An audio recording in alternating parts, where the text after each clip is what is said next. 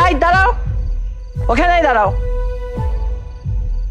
তুমি কার অনুমতি নিয়ে এই পোড়া মুখেরে আমার বাড়িতে নিয়ে আসছো? তোমাকে না মানা করছি আমার অনুমতি ছাড়া এই মেয়েরে এই বাড়িতে নিয়ে আসবা না? কোন সাহসে তুমি আবার এই মেয়েরে বাড়িতে নিয়ে আসছো বলো? কেন? এখানে সাহসের কি দেখলা তুমি? আমার মেয়ে তার নিজের বাড়িতে আসছে, এখানে সাহসের কি হয়েছে?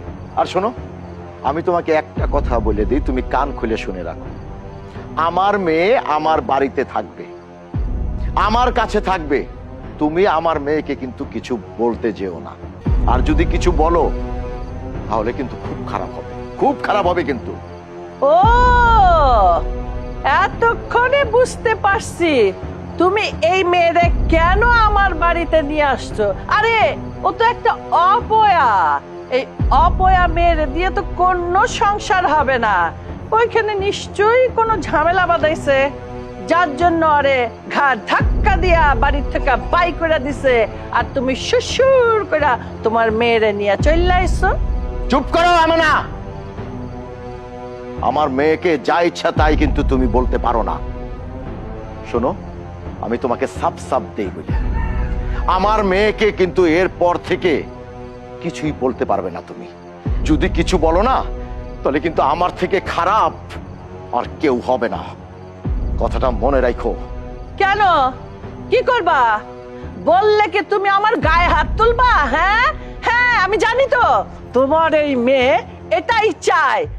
এই মেয়ে সংসার করতে পারে নাই, তাই আসছে আমার সংসারে আগুন জ্বালাইতে। আমি কিন্তু তোমার এই মেয়েরে ঘরে তুলতে পারবো না। ওরে তুমি যেখানে খুশি সেইখানে রাখো, আমার কোনো আপত্তি নাই। হ্যাঁ, আরেকটা কথা, আমি কিন্তু ওর জন্য রান্না বান্না করতে পারবো না, তখন যেন আবার আমারে দোষ দিও না। আর ওরে ভালোভাবে বুঝায় দাও আমার সামনে যেন না পড়ে। মা, তুই তোর এই মার কথায় মনে কষ্ট নিস না। এই মহিলা তো এমনই, তুই দেখোস না, আমারও ছাড়ে না, ও এত খারাপ। তয় মা, তুই কোনো চিন্তা করিস না। এই দুনিয়াতে তোর পাশে কেউ না থাকুক, কিন্তু তোর এই বাবা আছে, তোর এই বাবা আছে। তুই কোনো চিন্তা করিস না মা, কোনো চিন্তা করিস না, কোনো চিন্তা করিস না। চল ঘরে চল, আয়।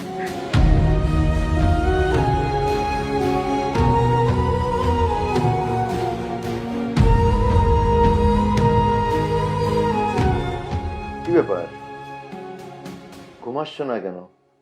শরীর খারাপ নাকি? শরীর খারাপ করবে না? যেই একটা আপদ আমার সামনে নিয়ে আসছো, ওটা দেখলেই তো আমার শরীর খারাপ হয়ে যায়।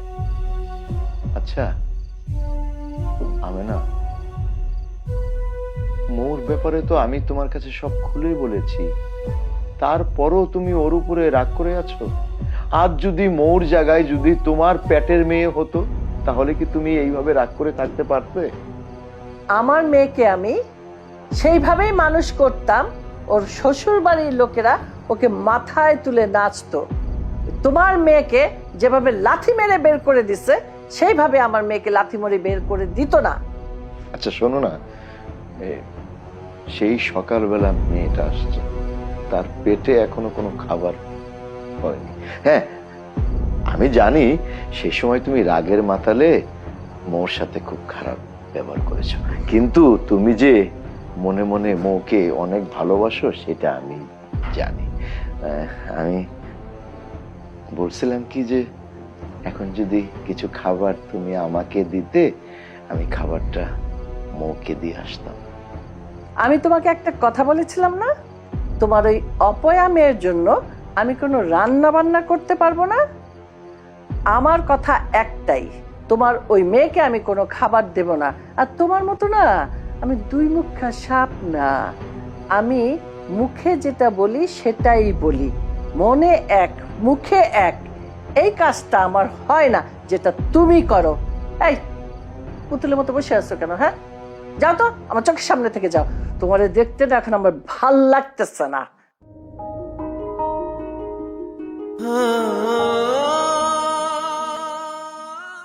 না না, এইখানে তো আর থাকা যাইব না। এমনিতে আমার বাবার জীবনটা আমার সৎমা গজবখানা বানায় রাখছে, আর এখন যদি আমি এখানে থাকি তাহলে আমার জন্য আমার বাবার অনেক অসুবিধা হইব। এটা তো হইতে দেওয়া যাইব না। আমার বাবাটা আমার জন্য সারাটা জীবন কত কষ্ট করে গেছে, আমি আর চাই না এই বৃদ্ধ বয়সে আইসা আমার বাবা আমার জন্য আরো কষ্ট পাক।